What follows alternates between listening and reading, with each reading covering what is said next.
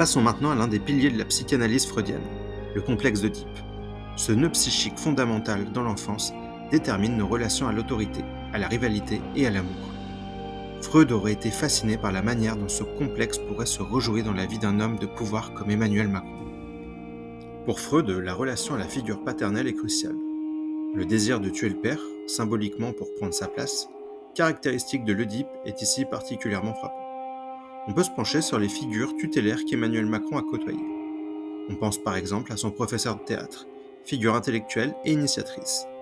Et bien sûr, dans le champ politique, à un certain François Hollande, président qu'il a d'abord servi, puis dont il a fini par dépasser l'héritage pour prendre le pouvoir.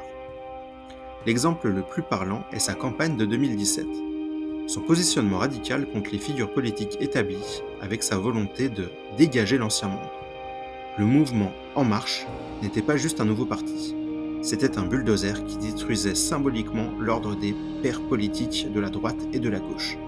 Cette soif de créer son propre ordre en balayant le passé pourrait être vue comme une révolte oedipienne sublimée, un désir inconscient de s'affirmer en se débarrassant des figures d'autorité préexistantes.